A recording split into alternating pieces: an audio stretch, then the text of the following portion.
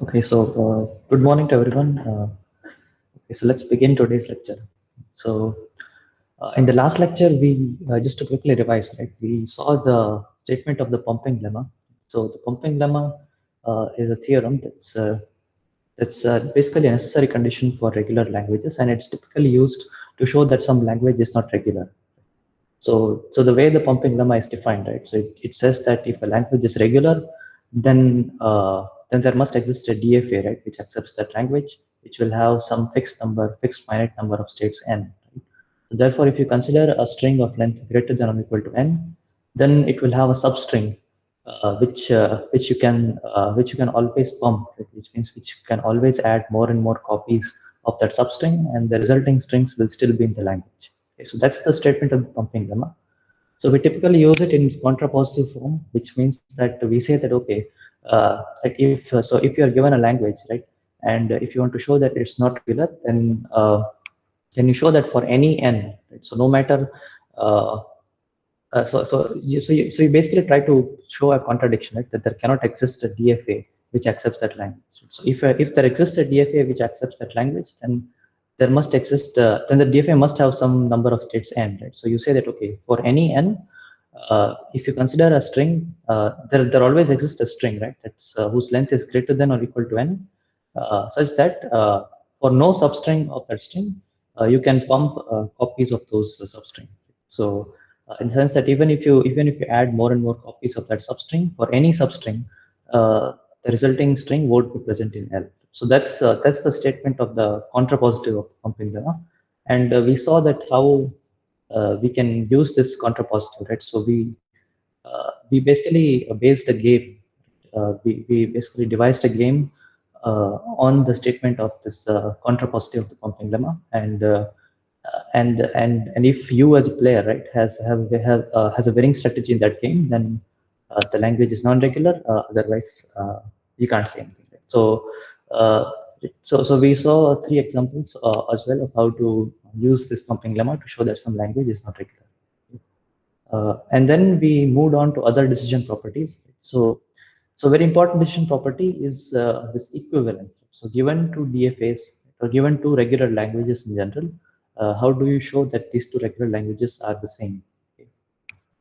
So given the regular languages, we then consider the DFA representation of those regular languages. So from the DFAs of the two regular languages, uh, we can then construct this product automaton, right? And then we define the final states of this product automaton as shown in the slide, right? So it's basically so basically the pairs of states, right, where only one of the two states are final, right? So F1 cross Q2 minus F2, or Q1 minus F1 cross F2. Right? So where F1 and F2 are the final states of the two individual automatons. So which means that so we construct this product automaton with these set of final states, right? And we check whether or not this product automaton, the language of this product automaton, is empty. So if it is empty, uh, then that would mean that there doesn't exist any string, right? Which basically takes this automaton to exactly one of the two final states. Which means that for all strings, if it is present in one, it's also present in the other. If it's present in one language, it's also present in the other language, uh, and therefore the two automatons are equal, right? Or the two languages are equal. Okay, so are there any questions regarding yesterday's lecture?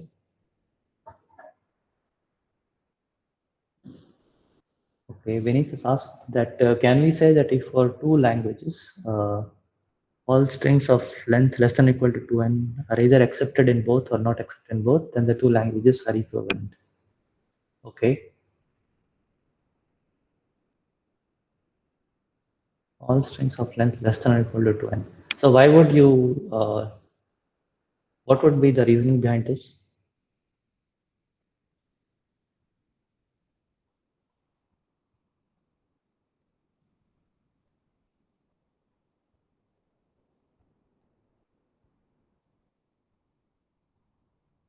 Okay, I see. Uh, so I'm assuming that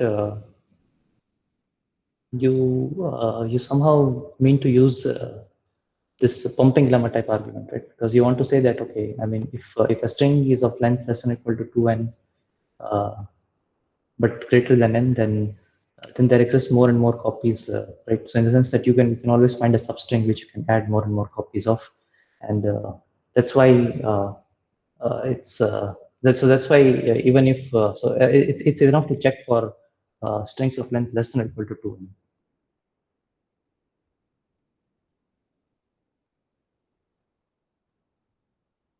Okay,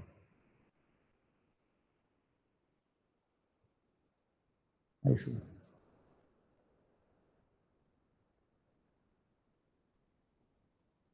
Yeah, I think it also seems intuitive to me, right? Because if you consider a string of any arbitrary length, uh, then then basically must have been constructed.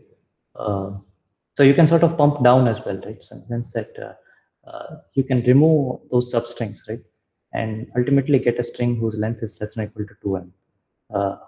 In which case you can do that in both the languages and then show that okay, I mean it's like these are in some ways the canonical strings, right? Strings which length less than or equal to 2n, and if they are equal, then all the strings which are greater than or equal to 2n can be constructed out of those. So I think it seems correct to me, right? But that's a good question, right? So maybe we need a formal proof for that as well. Okay, any more questions?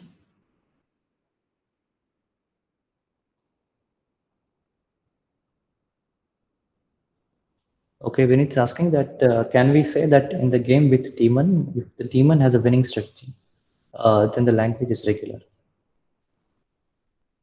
Okay, so what happens if the Demon has a winning strategy, right? So, uh, I mean, it's known that the pumping lemma, right, is only a necessary condition, right? It's not a sufficient condition for showing language is regular, right? So in the sense that even if even if some language satisfies the pumping lemma, right, uh, it it doesn't imply that the language is regular. Right? So to show that a language is regular, you always need to construct a DFA, right, or a regular expression, or an NFA for that language. So so even if the daemon has the winning, so if the daemon has a winning strategy, right, then that would mean that yeah, so that in that case that would mean that there exists some end, right, for which the player, right, cannot always find a string. So but that doesn't imply that the language is regular. So uh, yeah, so I think that in that case we can't say that the language is regular. So to show that a language is regular, you always need to construct a DFA or NFA or a regular expression. In fact, I think in the books, right, there is a question in the exercises, right, which exactly asks which asks the same question. Right? So which is to construct a language which satisfies the pumping lemma, but which is not regular.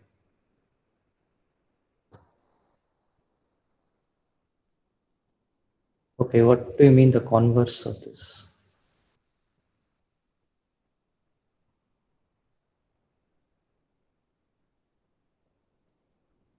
So I'm asking that if the language is regular, then the daemon has a winning strategy. Yeah, that's true. Yeah, so if the language is regular, then the daemon does have winning strategy. Right? So like n in that case would be the size of the DFA itself. I'm not sure what's the trivial winning strategy.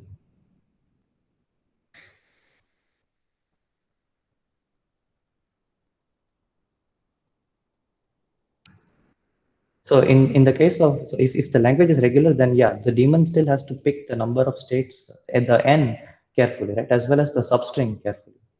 So the daemon can't just give any substring as well as any value of n.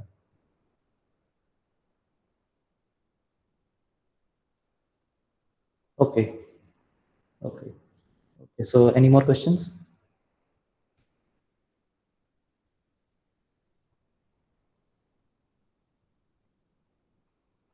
Okay, so then let's move forward. Okay.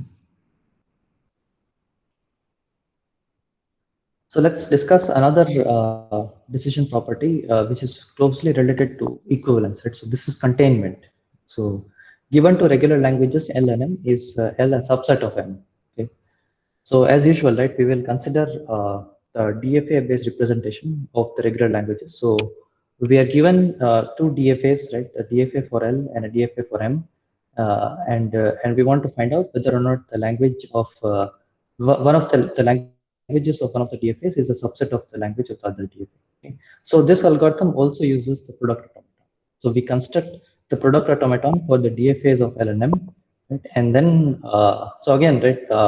The question is what should be the final states. So let's assume that there are these two DFAs A and B, right, just like we assumed last time, where L is the language of A and M is the language of B, and we construct the product automaton C.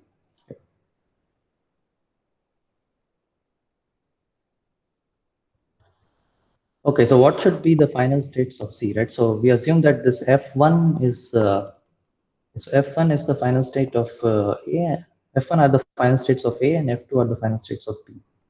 Okay, and we want to find out whether or not L is a subset of M. Okay, so Vineet is suggesting that this should be Q1 cross Q2 minus F2. Okay. So, okay, so we construct the product automaton with this set of final states, right? And okay, so what do we do with this? Okay, there are two more suggestions. So I think these suggestions are right? So it's F1 cross Q2 minus F2. Okay. Okay. So right, so we construct the product automaton with this set of final states, and if any of these final states are reachable, right, or rather, if there exists a string, right, in the language of this product automaton with these final states, and that means that that string is present in L, right, but it is not present in M, which means that L is not a subset of M, right? So therefore this is correct, right? So if this product automaton C, right, if the language of this product automaton C with these set of final states is empty, right, then that means that there doesn't exist any string, right, which can take the automaton A to a final state, but the automaton B to a non-final state, right? Which means that every string that takes A to a final state also takes B to a final state. Right? So that's why this is correct. Okay.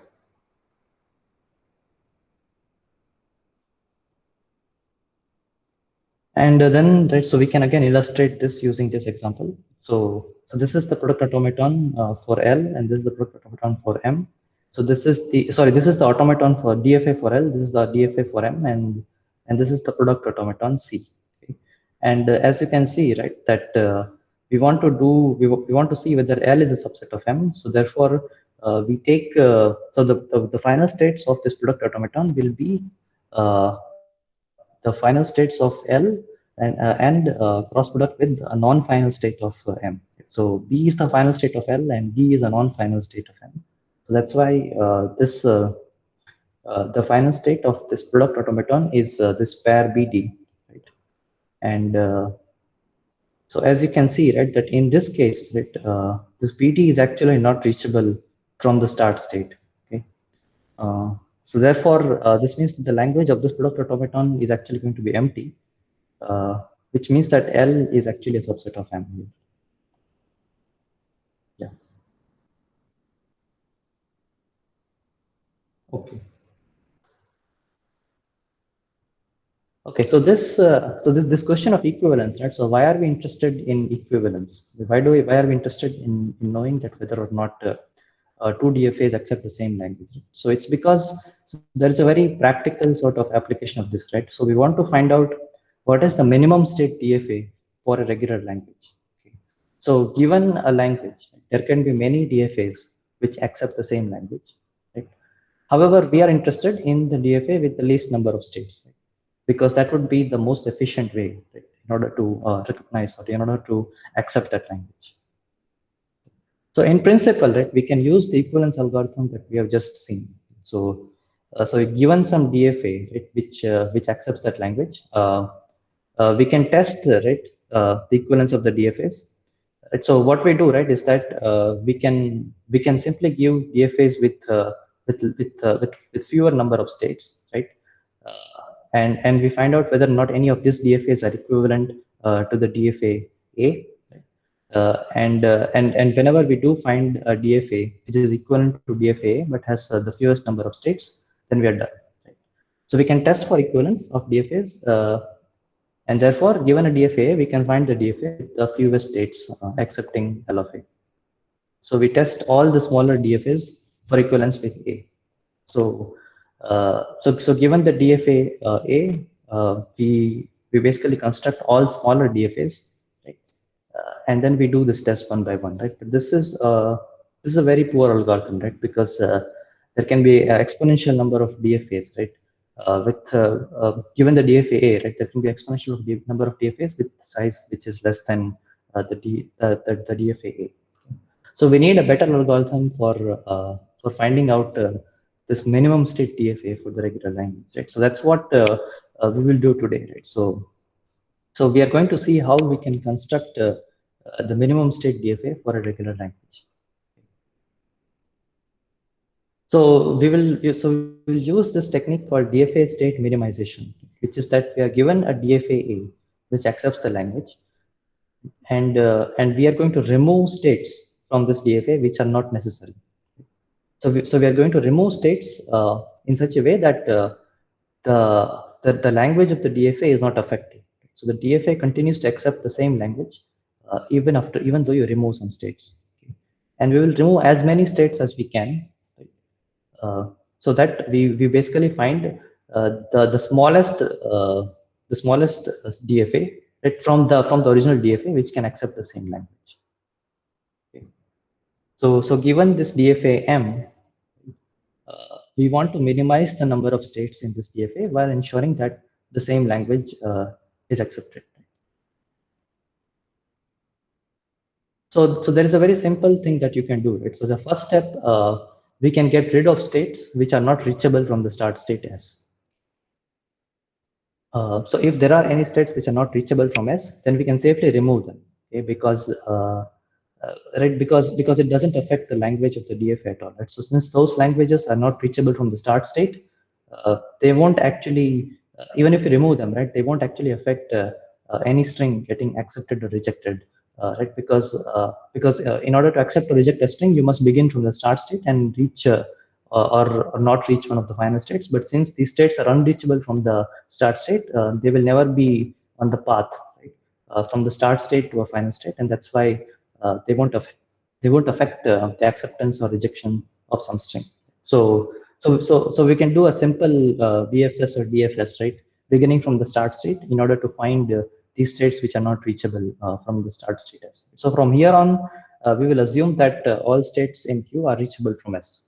So we assume that this first step has already been performed. Right? So we have gotten rid of states which are not reachable from S, and therefore all the states in Q, right, are reachable from S. Okay, so let's consider this DFA now. Okay, so this DFA has 4 states, right? And the start state is A, the final state is D, and as you can see that all the 4 that B, C, and D are all reachable, right, from A. So we can't remove any of those states based on just the reachability criteria. Right?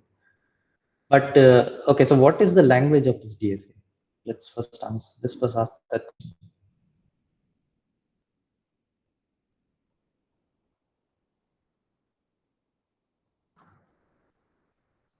Okay, yeah. So with length at least greater than or equal to 2.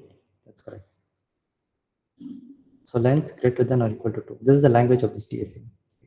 So let's look at this state B and C. Right?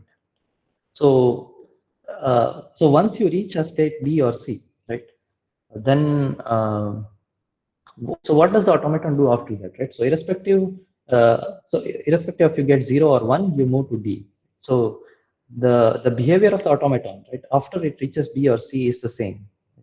So irrespective of whether it gets 0 or 1, it's going to move to D, and then that's where it's going to remain for any more symbols that it sees. Okay. So in this case, right, we can actually collapse this B and C together, right, into a single state, because these two states are in some sense equivalent, right? So the DFA behaves in the same way once it sees B or C. Yeah. So here, right, I have basically collapsed these two states into a single state. So let's call that BC, right? And I have also modified the transition function, right? And this DFA, right, is equivalent to this DFA. So this DFA also accepts strings whose length is greater than or equal to 2, right? And it was obtained from the original DFA by collapsing equivalent states of the original DFA. Okay. And the sort of characterizing property, right, of this equivalent state, that the DFA behaved in the same way, right, beginning from the equivalent states. Okay. So this example sort of illustrates how we can go about finding equivalent states and then collapsing them. Okay, so let's make this a bit more formal. So any questions so far?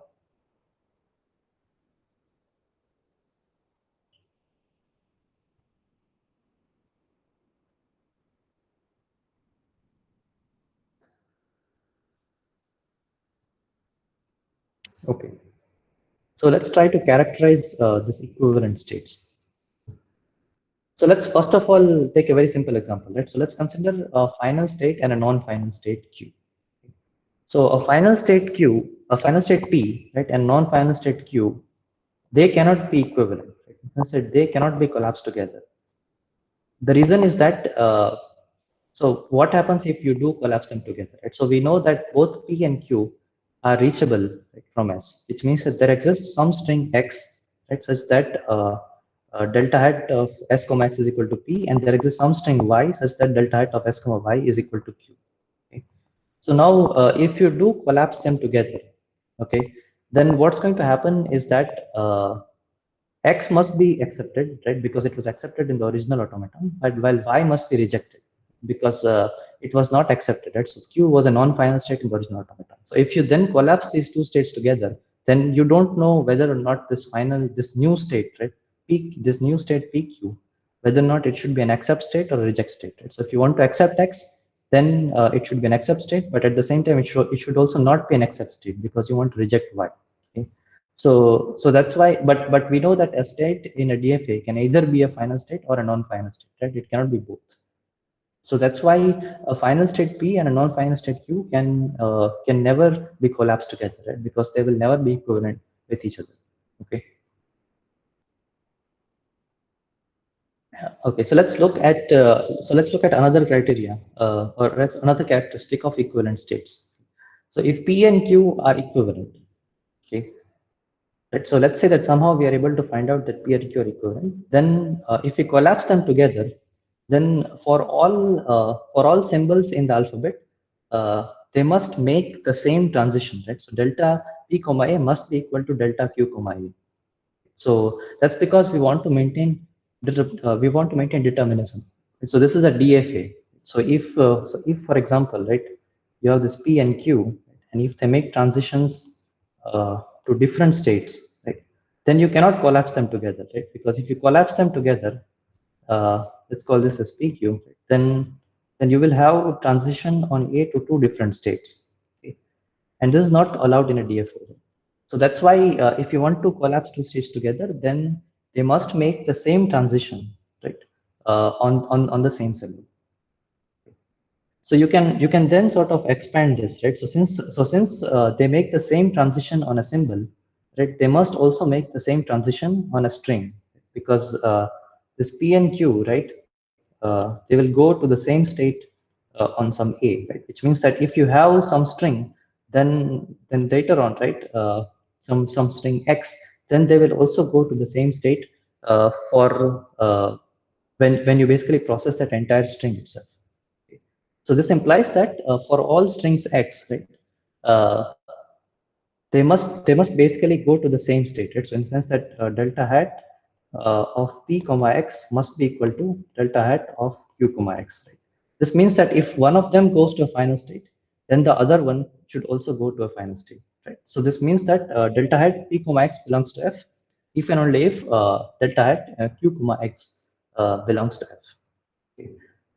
So this is another characteristic of equivalent states. Okay? And in fact, this is the characteristic that we are going to use to identify equivalent states. Right? So this is like a necessary condition for two states to be equivalent, and we'll see that this is also sufficient. Right? Since that if we find out states which satisfy this property, then we can collapse them together, and the resulting DFA, right, is still going to accept the same language.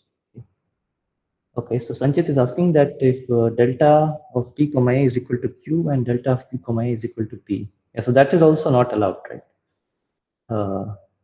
Because they are then different states, right? So you can't, or are you asking that in that case you may actually have a self loop? Okay. So if you have this p and q, and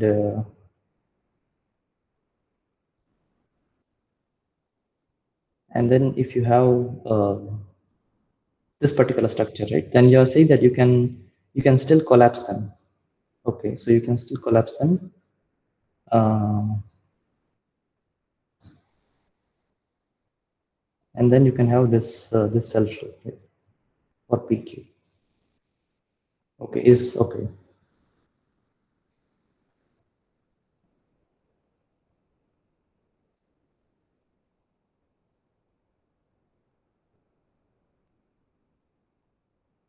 Okay, that's a good question, right? So let's see, right? So is this going to be a problem?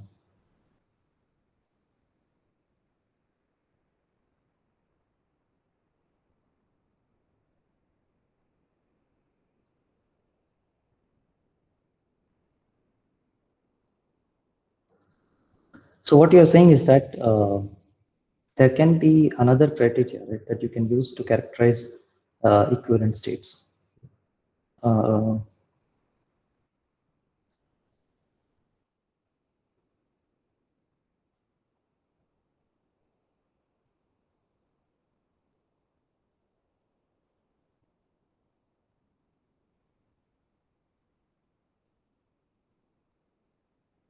See, in principle, right? So even though, so we said that we are going to use this criteria, right? Which is that for all strings x, right? This delta hat p comma x belongs to f if and only if delta hat q comma x belongs to f. So if none of these are final states, so if p and q are not final states, uh, then what we need to check, right, is that whether or not for any string x, right? Uh, do they actually go to a final state?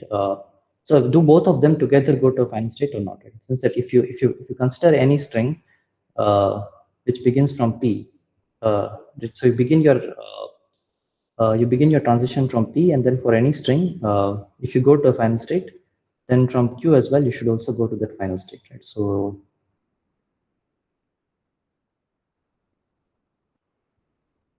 let's see.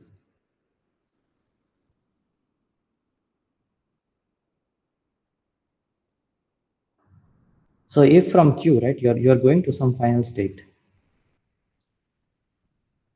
let's call it let's say x, then will it be the case that on x from q as well you could go to a final state, or is it always the case, right, that I mean it's possible that you may also go so in this case, right, from ax you will go to a final state, but I'm not sure that from x itself, right, you can always guarantee that you can go to a final state. So this would depend on the structure of the DFA, right? uh,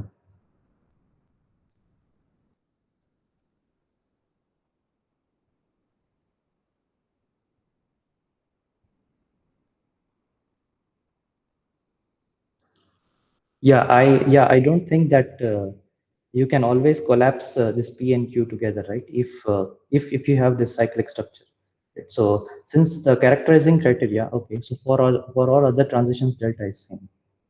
I see. So if for all other transitions delta is same, yeah, then you can collapse.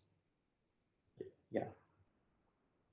So that's true, right? So if for all other transitions delta is same, then you can collapse them together, right? So as I said, that I mean it's so this is the criteria that we are using is this, right? So I only mentioned this criteria in order to sort of motivate, right? That why is it that we came up with this, or why how is it that we can sort of justify uh, coming up with the criteria for characterizing equivalent states, right? But since so as long as this condition is satisfied, right, uh, then we can sort of collapse them together. Okay.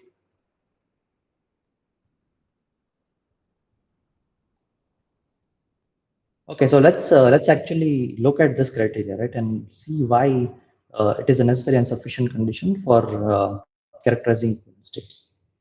Okay. So as I said, right, so we denote, so let's define this equivalence relation, right? So we define this equivalence relation on states. So this is a relation, right? And we say that two states are equivalent if for all strings x, right? If delta hat p comma x belongs to f, if and only if delta hat q comma x belongs to f. So this, okay, so this saying that if you have these two states p and q, right, and if you take if you take the same string x, right, then if x takes p to a final state, then it should also take q to a final state, right? And this is an if and only if.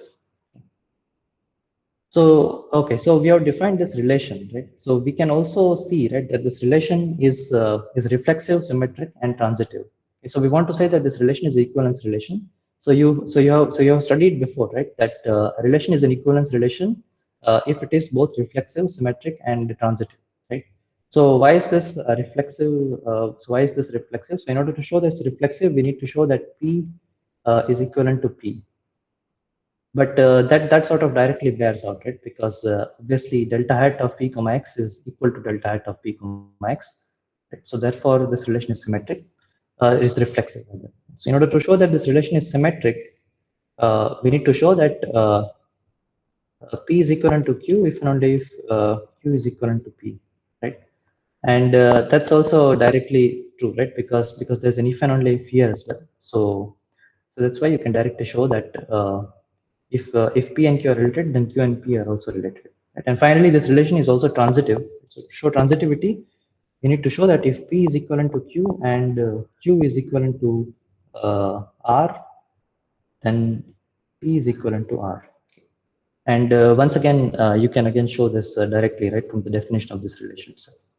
So this relation is reflexive, symmetric, and it is transitive, right? And that's why it's an equivalence relation. So now that we have defined this equivalence relation on states, we can then construct the equivalence classes. Right? So you know, you must have studied this before, right? That equivalence relation basically partitions the set into equivalence classes. So in this case, since this is an equivalence relation on Q cross Q, it's going to partition Q into equivalence classes. So the equivalence class of P, right? So if you take some state P which belongs to Q, then the equivalence class of P is denoted by this symbol, right? This bracket of P, and this is the set of all states Q that are equivalent to P. So it consists of all states Q such that P is equivalent to Q. Okay. Right. So what we are going to do, right, is that we said that we are going to collapse all the equivalent states together, right? Which means that once you collapse all the equivalent states together, right, the resulting states are nothing but the equivalence classes of this equivalence relation. Right? So therefore, the resulting DFA, right, is basically the states of the resulting DFA are going to be equivalence classes uh, of this relation. So yeah, so this particular automaton is called the quotient automaton. Okay.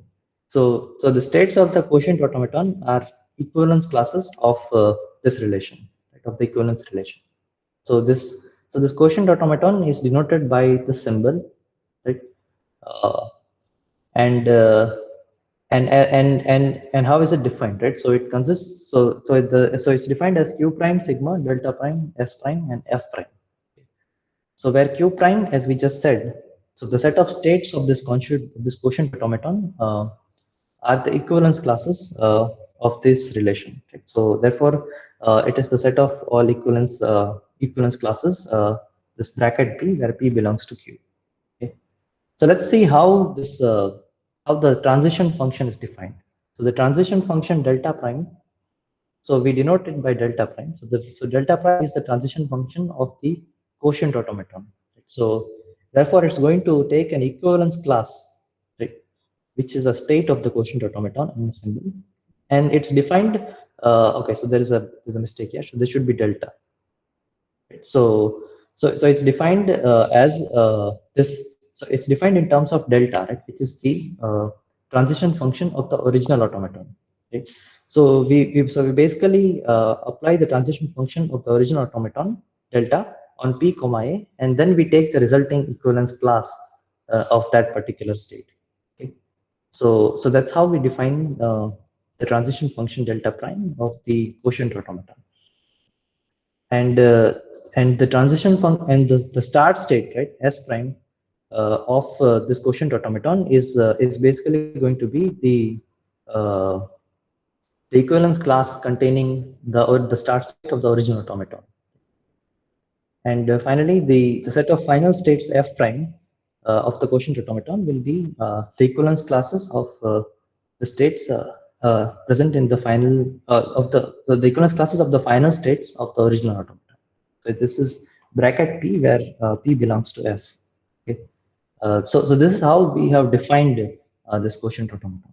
Okay. So any questions so far?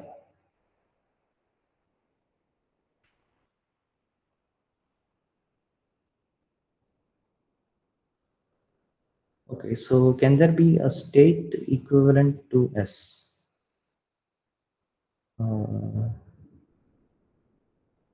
Okay, so obviously S is equivalent to S, but are you asking can there be other states equivalent to S as well?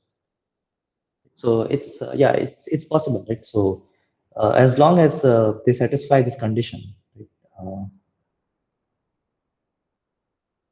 it may happen. Right?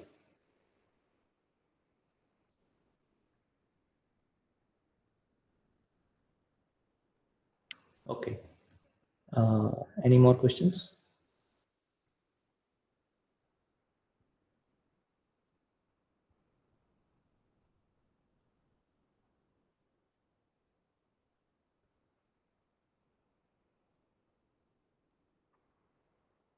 Okay. So okay, so now that we have defined this quotient automaton, right? We first need to say that this definition actually makes sense, right? So we know that for this to be a DFA, right, this delta prime, right, which is the transition function, it must actually be a function. Right? So since we have defined this delta prime, right, of some p comma a, right, as in terms of delta of p comma a. So what happens if there is some other state q, right, which is equivalent to p? So if p is equivalent to q, right, uh, then I know that the equivalence class of p is the same as the equivalence class of q. So in which case delta prime of this q comma a, which is the same as p comma a, will be this equivalence class of q comma a.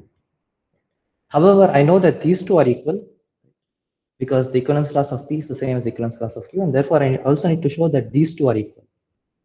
So basically I need to show that if P is equivalent to Q, right, then that should imply that that delta of P comma A should be equivalent to delta of Q comma A, because only then will these two equivalence classes be the same.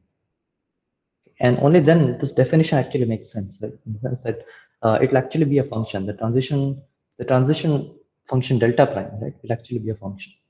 So this is what we are going to show next. So we'll show that if P is equivalent to Q, then for all A, delta of P comma A is equivalent to delta of Q comma A. So I think this sort of clears the confusion that we had right earlier, right, where we said that if two states are equivalent, then delta of p comma a must be equal to delta of q comma a. But that's not true. So the formal relation is that delta of p comma a must be equivalent to delta of q comma a. Okay. Right. So let's actually prove this formally. Right. So we know that p is equivalent to q, right? And we need to show that delta of p comma a is equivalent to delta of q comma a. So how can we go about doing this? So we need to show this result, right? So what's the definition of equivalence? So we need to show that for all x which belongs to sigma star, uh, so we need to show that if we take uh, all strings which take one of these states to a final state, we'll also take the other to a final state. Right? So which means that delta hat of delta of p comma a comma x belongs to f if and only if delta hat of delta of q comma a comma x belongs to f. So this is how we define the equivalence relation, right? Which is that if these two states are equivalent, right, then for any string x, right, if delta hat, so if the string takes one of them to a final state, then it must also take the other to a final state. Okay. Yeah. So what can we do next here?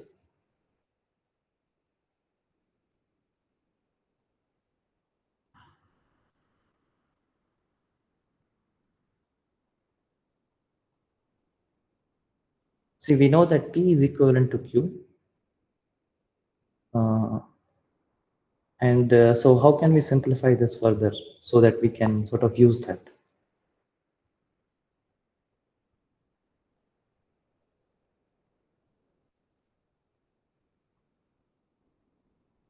See, we have seen this lemma earlier, right? That delta hat of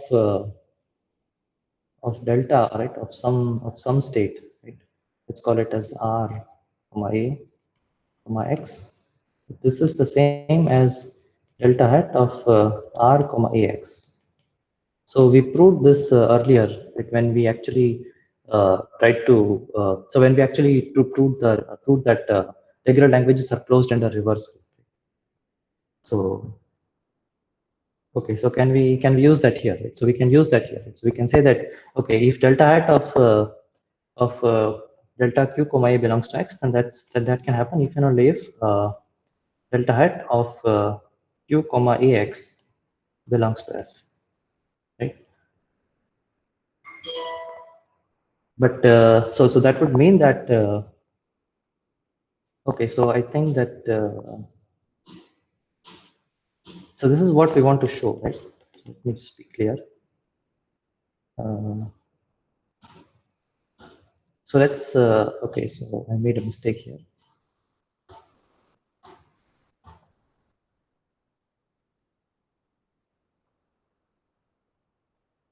Okay, so let me just erase this. So let's assume that delta hat of delta p comma a comma x belongs to f, right? So now we are saying that this string x, right, takes delta of p comma a to a final state f.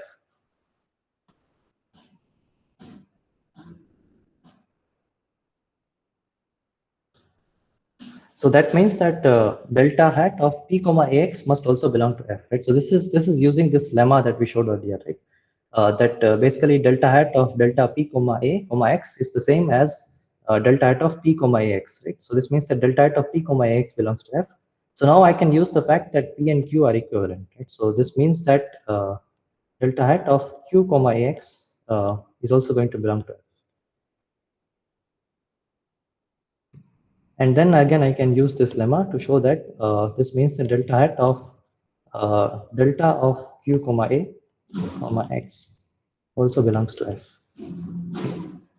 And this is what we want to show, right? That if this x takes delta p comma a to f, then this x will also take delta q comma a to f. Right? So this means that delta of p comma a is equivalent to delta of q comma a.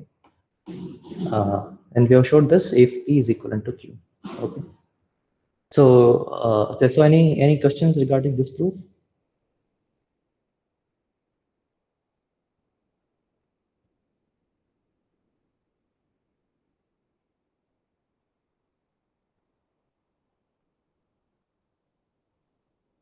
Okay, so we have just basically used this lemma, right, that we showed earlier, uh, that we proved earlier when we talked about closure under reversal, and then we simply use the definition of equivalence. Okay. Okay, so now that we know that this DFA is actually so the DFA that we defined is actually a DFA, right? That it satisfies the constraints of a DFA. We next need to show that it actually accepts the same language as the original DFA. So for that, we will first show this other lemma, right? So what we want to show, right, is that this language of M is the same as language of this quotient automaton, okay, which is this M minus this equivalence relation. Okay, and in order to show this, so we have only shown that this is actually an automaton, that this is actually a DFA, but now we need to show that the languages are the same. So we'll prove this other lemma. Right? So this lemma says that P belongs to F if and only if the equivalence class containing P belongs to F. Okay. So I need your help for this, right? So how do I show the first direction, right? So let's say that I take P belong to F. Then why is it that then how can I show that this equivalence class containing P belongs to F prime?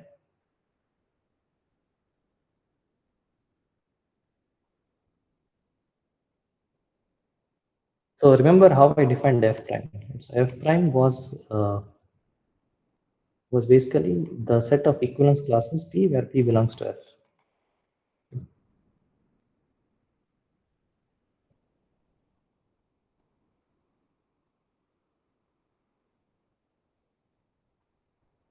So I've given that P belongs to F, and I want to show that this equivalence class of P belongs to F prime.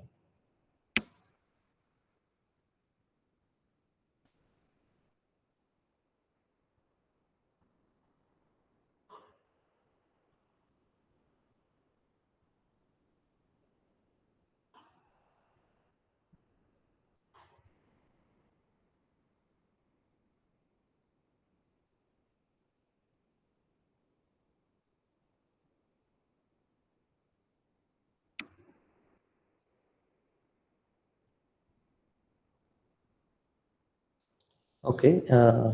So anyone, how do I show that? How do I show that this holds?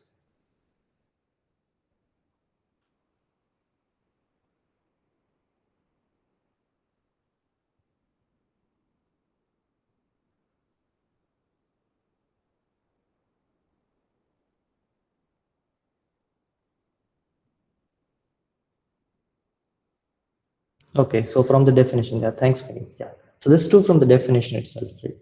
So this is trivially true, right? That if P belongs to F, then in the definition of F prime, right? We said that all the equivalence classes of P, such that P belongs to F, are going to belong to F prime. So this is true from the definition itself. Okay. So what about the other direction, right? Which is that let's say that there's some equivalence class of P belongs to F prime, and I want to show that P belongs to F.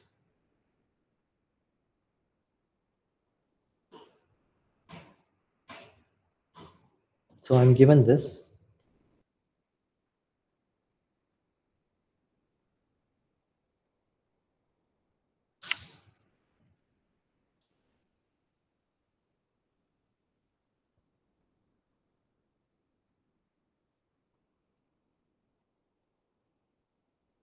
Okay, so here, right? So this is not evident from the definition, right? Because what can happen, right, is that you can have two states, right? Let's say that Q also belongs to the equivalence class of P, which means that P is equivalent to Q. So in this case, this Q, right, is also going to belong to F prime. So if let's say that P belongs to F prime, then Q is also going to belong to F prime, but you then need to show that this Q is also a final state. Okay. Okay. Then for some Q belonging to F, the equivalence class of Q is equal to the equivalence class of P, right? So yeah, that's correct. So that's what I was saying as well, right? So So given that given that this equivalence class of P is in final state is in F prime, right? There must exist some Q which belongs to F uh, such that uh, such that equivalence class of P is the same as equivalence class of Q. Right? But in this case, I also need to show that P belongs to F as well. Right? So in principle, right, what I need to show is that if so if Q belongs to F, right, and P is equivalent to Q, then P should also belong to F.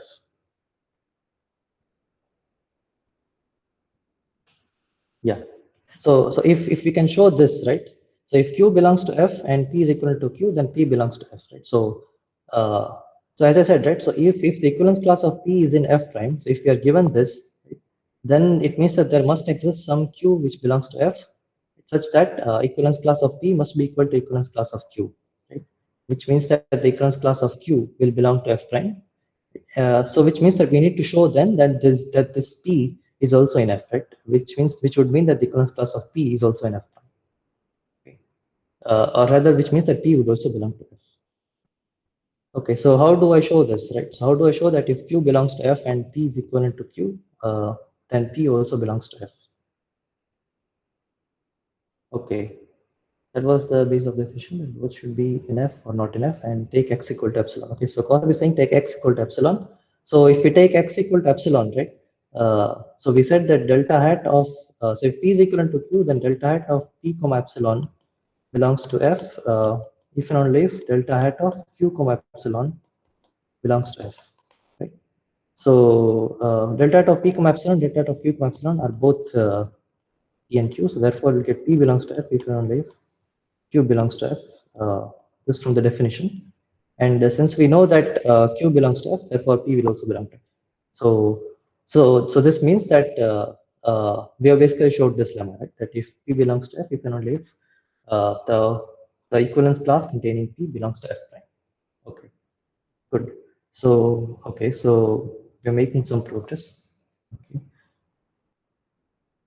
Okay, so now we come to the crucial lemma, right? So here, right? So in this lemma, we'll show that if delta hat prime of this equivalence class of P comma X, right, is the same as delta hat of P comma X and taking its equivalence class. Okay. So remember that we are actually going to run this quotient automaton, right? So this is where we are basically running the quotient automaton on the string X, right? And we begin from some equivalence class of P, right? and we reach some state in the quotient automaton. Right? So this is going to be some equivalence class. Right? So we will prove that this is the same as actually running the original automaton, right? Using delta hat, right? So we run the original automaton on the string X, beginning from the state P, right? And then finally we will end up in some state. And if we take the equivalence class of that state, then that will be the same as the left hand side. Okay. So okay, so that's what we will show. Okay. So I think we are out of time. So let's continue this tomorrow. Yeah. Okay. Thank you, everyone.